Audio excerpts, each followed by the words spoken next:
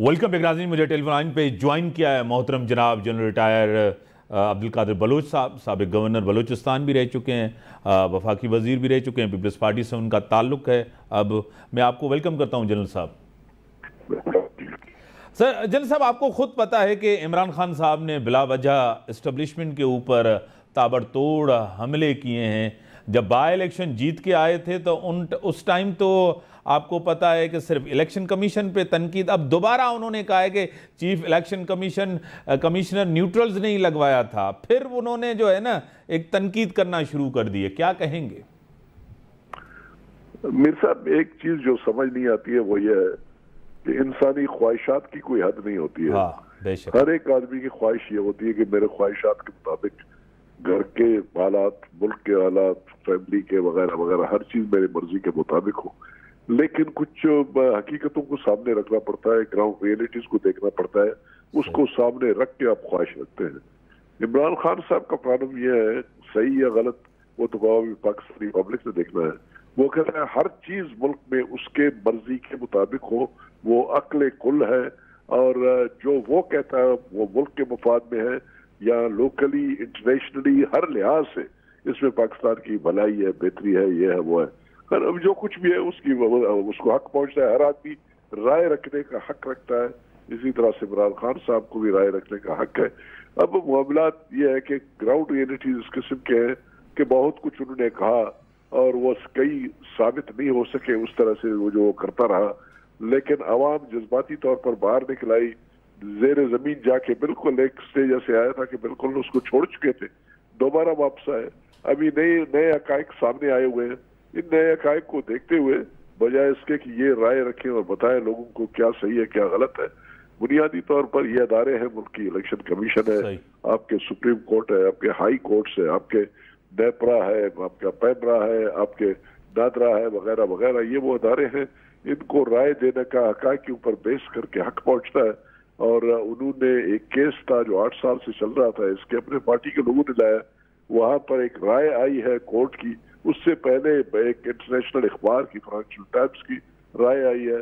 मेरे ख्याल में वजह इसके कि ये सियासी तौर पर पॉइंट स्कोरिंग करे, चाहे वो गवर्नमेंट है या चाहे इमरान खान लेड अपोजिशन है, इन मामलात को अदालतों को छोड़ दिया जाए और अदालतें इसके बारे में फैसला कर सकती हैं।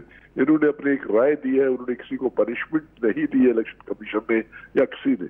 अभी पनिशमेंट क्या दिया जाना है, हालात को किस तरीके से चलाना है, सियासत किन लाइन पे चलेगी इन हकायक की रोशनी में, ये वो चीजें हैं जहां पर हमें अपने अदारों की राय लेने की जरूरत है। और इसमें जो एक्चुअली राय जो मैटर करती है वो हमारी सुप्रीम कोर्ट है। और मैं देख रहा हूँ पेपर्स में और टीवी पे कि गवर्नमेंट जा रही है ये केस लेके सुप्रीम कोर्ट के पास, और फिर जो राय उनकी आएगी, मुझे डर ये है कि कहीं पर इमरान खान साहब सुप्रीम कोर्ट को भी कंट्रोवर्शियल न बना दें और उनके चीफ जस्टिस या किसी जज के खिलाफ ये हक में कोई बातचीत न करें। मेरे ख्याल में किसी एक पर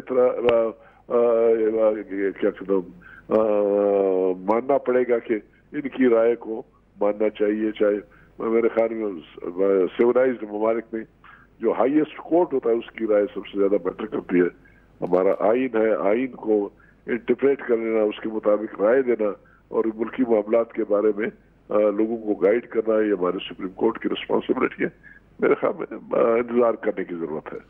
जनरल साहब, आपका अजीज शहूर और आपका हमेशा तज्जिया एक बड़ा बैलेंस्ड होता है और आप तनकीद भी बड़े महज़ब अंदाज से करते हैं। आपको खुद पता है नवाज शरीफ साहब डिस्क्वालीफाई हुए और पार्टी की सदारत से भी चले गए। फैसला था कोर्ट का, सबको मानना पड़ा, उनकी पार्टी को भी मानना पड़ा, चाहे उन्होंने जितना एहतजाज किया आपके सामने।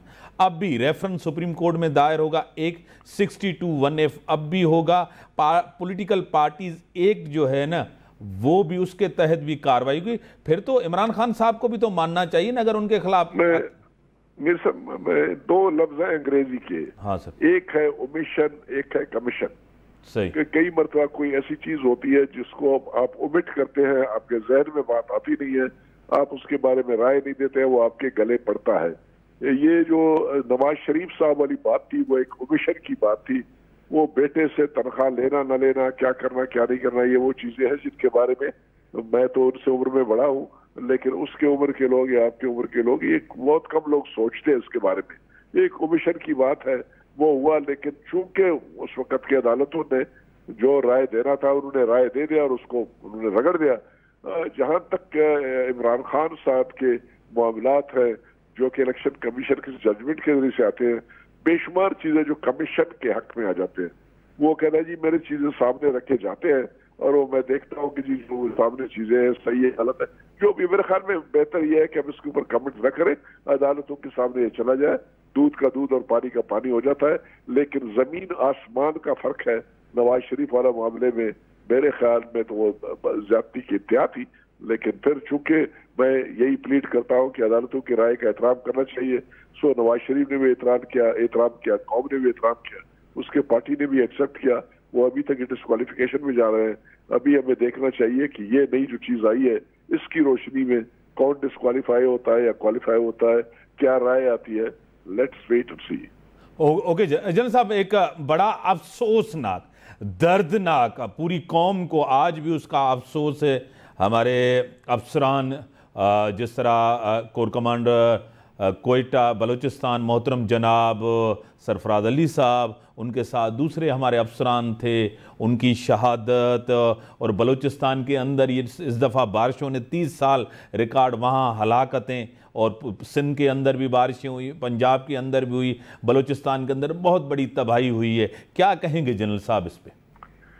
मीर साहब, जहां तक जनरल सरफराज अली साहब का ताल्लुक है, वो मेरा एक जाती ताल्लुक उनसे था, एक पर्सनल लॉस के तौर पर उनके शहादत को मैं समझता हूँ। मैं जब 92-93 में आज़ाद कश्मीर में ब्रिगेड कमांड कर रहा था, ब्रिगेडियर था, ये वहाँ पर एक बटालियन में वहाँ पर ये यंग कैप्टन थे, और उन दिनों में मैं भी फिजिकली अपने आप को बहुत ज्यादा फिट समझता था, तो पहाड़ों पे चढ़ना, पोस्टों पे जाना, ये करना, ये हमेशा मेरा साथ देते थे। बड़ा प्यार था उनसे। एक आउटस्टैंडिंग अफसर थे, एक प्रोफेशनल, प्योर प्रोफेशनल, जिसमें दाएं बाएं कोई सियासत व्यासत ये वो इस किस्म की कोई बात नहीं थी, सवाए प्रोफेशन के। लोग इससे मोहब्बत करते थे। ये वहाँ पर तुरबत में IGFC साउथ था, वहाँ मैं लोकल आदमी हूँ, वहाँ के लोगों से जो फीडबैक आती थी हर आदमी इसकी तारीफ करता था। फिर यहाँ पर ये बतौर कोर कमांडर क्या है, मेरा तो तारीफ करना उसके लिए तो खैर करना है न करना वो तो मैं मैटर नहीं करता था। मैंने कहा कि जाती एक ताल्लुक था, लेकिन हर आदमी इससे खुश था, तमाम के तमाम सियासी गैर सियासी लोग। और एक हाईली प्रोफेशनल आदमी, वो हमारे फौज में एक लफ्ज इस्तेमाल करते कि बूट्स ऑन, उसने ही ब्रेस्ट शहादत, और आखिरी दिन तक और आखिरी लम्हे तक वो अपने फराइज की अंजामदही कर रहा था, लोगों को मुसीबत से निकालने के लिए, उनकी तकालीफ दूर करने के लिए, उनके लिए उनको फ्लड की मुसीबतों से निकालने के लिए, और उसी में उसे रब पाक ने उसको अपने पास बुलाया। मैं इतना कहूँगा कि अल्लाह ताला उनके बेटे को, उनकी बेगम को, उनकी बहनों को, उनकी बेटियों को अल्लाह सब्र दे। अल्लाह सब्र देने वाला है और कारसानी करने वाला है। मुझे उम्मीद है कि इंशाअल्लाह अल्लाह ताला उनके लिए, तो हमारा यकीन है कि शहीद के लिए तो वो तो ऑलरेडी गारंटीड है, वो मरा हुआ नहीं होता है, जिंदा रहता है। और इंशाअल्लाह इस कौम की याददाश्त में जब तक पाकिस्तान है इस अफसर को याद रखा जाएगा। और इस रैंक के अफसर, इससे पहले सिर्फ एक मेडिकल कोर के दहशतगर्दी का वो जनरल मुश्ताक साहब थे, दिल्ली शहर के अंदर वो टारगेट बने थे। इसके बाद पहला लेफ्टिनेंट जनरल हमारा है, इससे पहले 4 हमारे मेजर जनरल उन्होंने शहादत दहशतगर्दी के दौरान उन्होंने शहादत उनको नसीब हुई है और इनको नसीब हुई। और उसके साथ जो ब्रिगेडियर साहबान थे उन्होंने वो एक को अप्रूवल हुआ था, रैंक लग रहा था, और अल्लाह ताला उसको अपने पास बुला लिया। दूसरे ब्रिगेडियर साहब, मेजर साहबान, वो लड़काने में जो मेजर साहब के वालिद की को देख के उसकी जज्बातियत को तो हमारे सबके आंसू निकल आए। अल्लाह इनके दर्जात बुलंद करे, अल्लाह उनको मुआवजा देने वाला है। बहुत बड़ा लॉस था उनका, लेकिन सोल्जर की शान इसी में है। और बतौर मुसलमान हमारा यकीन है कि हमारी पैदाइश और मौत का दिन पहले से मुय्यन होता है, और खुश नसीब है वो लोग। इन्हें मरना था उसी दिन, लेकिन अल्लाह ताला ने उनको शहादत दी।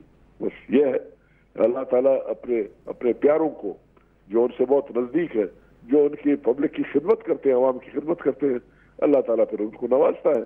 और नवाजने का शहादत से बड़ा नवाजिश तो कोई नहीं है, बस इतना कहूँगा मैं।